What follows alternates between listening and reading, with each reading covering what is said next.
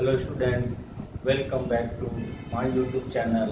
और आज के क्लास में हम पढ़ेंगे क्लास 9 का मैथ्स। और क्लास 9 के मैथ्स में जो हम आज चैप्टर पढ़ाएंगे वो है चैप्टर नंबर 6, जिसका नाम है हमारा लाइंस एंड एंगल्स।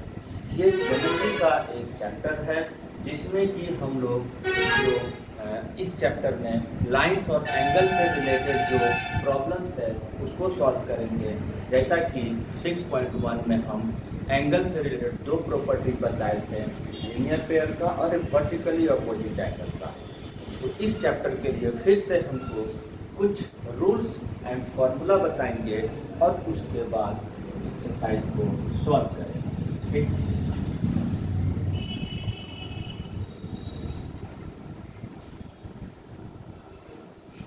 इस एक्सरसाइज मतलब 6.2 के लिए हमारे पास पैरेलल लाइंस की प्रॉपर्टीज को जानना है। ठीक है, तो हमको पैरेलल लाइन सबसे पहले किसको बोलते हैं?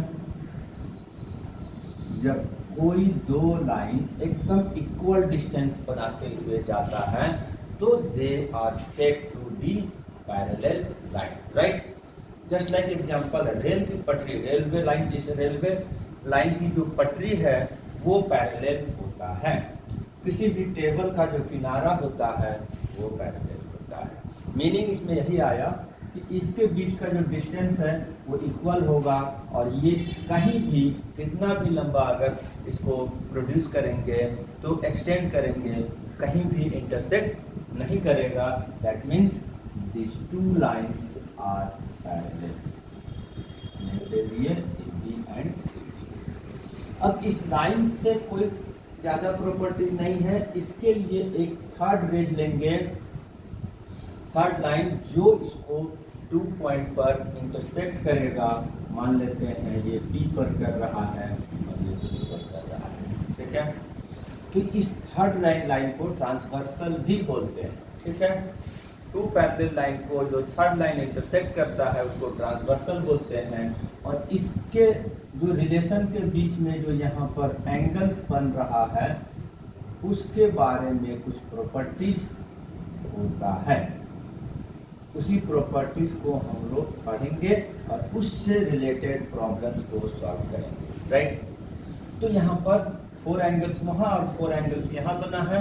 ये चारों 8 एंगल्स में से 8 एंगल्स में कुछ रिलेशनशिप पाया जाता है। क्या पाया जाता है? सबसे पहले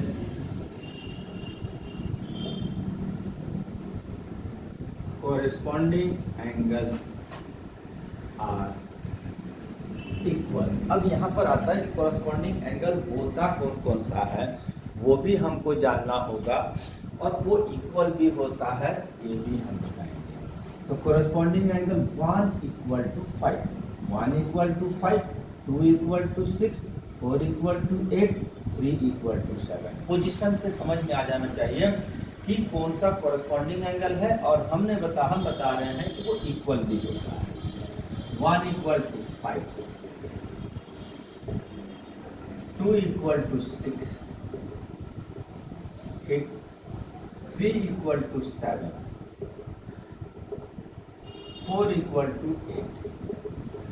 पोजीशन को भी देखते हुए हम लोग को याद रखना है कि कौन सा इसको हम कोरिस्पॉन्डिंग एंगल बोलते हैं और वो इक्वल होता है। दूसरी प्रॉपर्टी इसका होता है alternate angles are equal. Alternate angles are equal, right. अब यहाँ पर हमारा कैसे होगा? तो alternate angle 3 equal to 5, 3 equal to 5 alternate angle, 4 equal to 6 alternate angle. ये एक और अल्टरनेट एंगल होता है, ये अल्टरनेट इंटीरियर एंगल कहलाता है। 1 equal to 7, 2 equal to 8 alternate exterior angle कहलाता है। तो angle 3 equal to 5, angle 4 equal to angle 6, ये हो गया हमारा alternate interior angle. 1 equal to 7, 2 equal to 8, ये हो जाता है अल्टरनेट एक्सटीरियर एंगल, राइट। अब इसके बाद थर्ड नंबर में आते हैं। थर्ड एक और प्रॉपर्टी पाया जाता है और वो इन दोनों का इंटीरियर एंगल के बीच में एक रिलेशन होता है। क्या होता है? This angle plus this angle equal to 180 degree, this angle plus this angle equal to 180 degree. तो यहाँ पर इसका प्रॉपर्टीज का नाम बोलते हैं को interior angles are supplementary. Supplementary का मतलब क्या हो गया? 180 degree, sum of two angles equal to 180 degree, then they are said to be supplementary angle, right? So 4 plus 5, 180 degree, 3 plus 6, 180 degree। तो ये है हमारा एंगल्स निकालने का।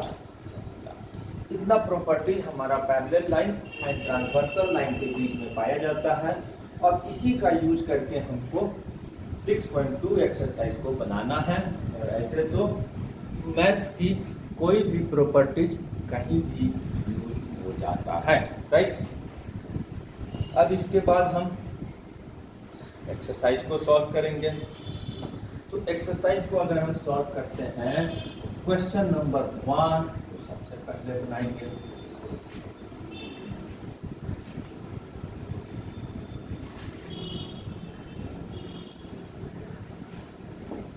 क्वेश्चन नंबर 1 में हमारे पास एक फिगर दिया हुआ है, 2 lines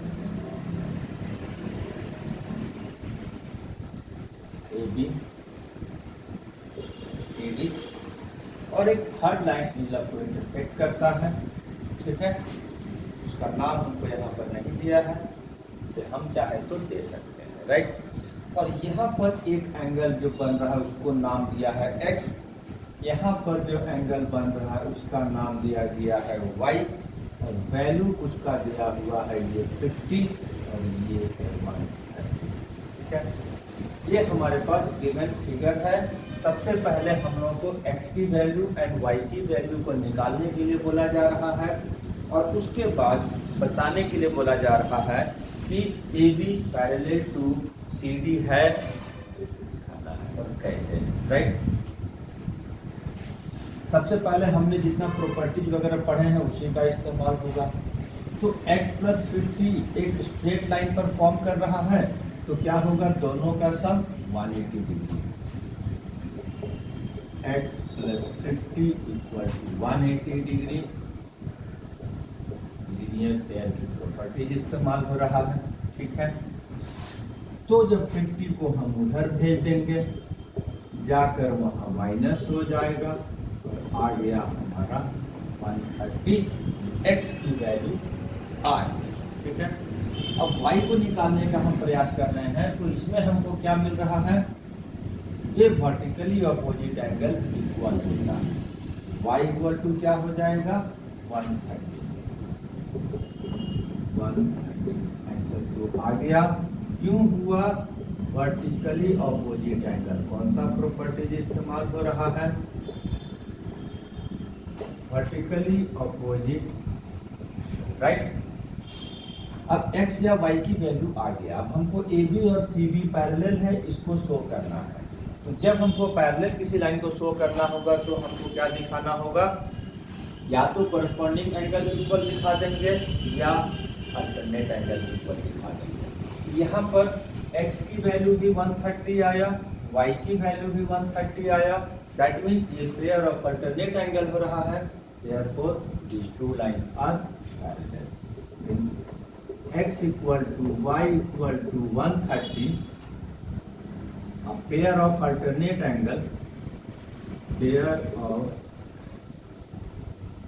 alternate angles are equal.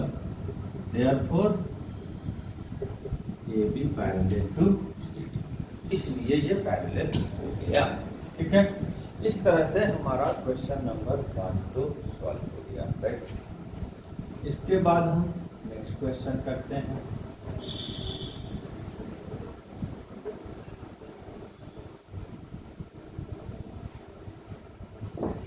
Next question, question number 2।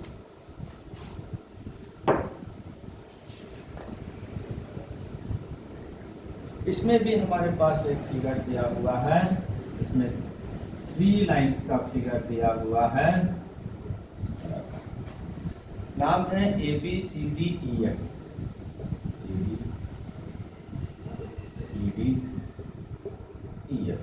Right. Transversal third line इसमें भी इंटरसेक्ट कर रहा है ये तीनों लाइन को। इसका क्या नाम है? कोई नाम नहीं दिया हुआ है। और अब इसके बाद कुछ चीज़ों को अल्फ़ाबेट्स के रूप में लिखा हुआ है। क्या? x है, y है, z है। इसको x, इसको y, इसको z लिखा हुआ है। और गिवन में हमारे पास क्या है कि AB parallel to CD, AB parallel to CD, CD parallel to EF। उसके बाद y और z की रेशियो 3:7 दिया हुआ है। ये इतना चीज हमारे पास है। ये इसके पैरेलल है, ये इसके पैरेलल है। ऑफ कोर्स ये तीनों पैरेलल हो जाएगा एक दूसरे को, ठीक है। yz की रेशियो दिया हुआ है, बट x को फाइंड करना है ना।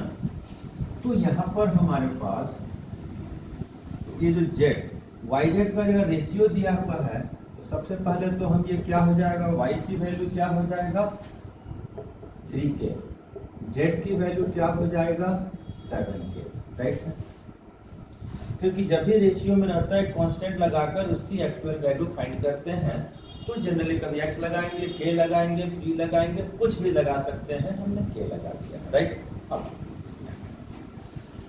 AB parallel to CD, since AB parallel to CD and CD parallel to EF, therefore no lines parallel। अब हम पैरेलल लाइन का प्रॉपर्टीज इस्तेमाल करेंगे। क्या होगा? जब तीनों लाइंस पैरेलल होता है तो अल्टरनेट एंगल्स इक्वल होता है, कोरस्पॉन्डिंग एंगल इक्वल होता है। तो इस तीन दोनों का इस्तेमाल अगर करते हैं तो x इक्वल टू z क्यों होगा? अल्टरनेट एंगल, ठीक है। तो z का वैल्यू कितना आया है 7, ठीक है। तो x भी 7k हो गया। अब यहाँ पर ऑल्सो, अब इसमें ये दोनों का में प्रॉपर्टीज इस्तेमाल करेंगे।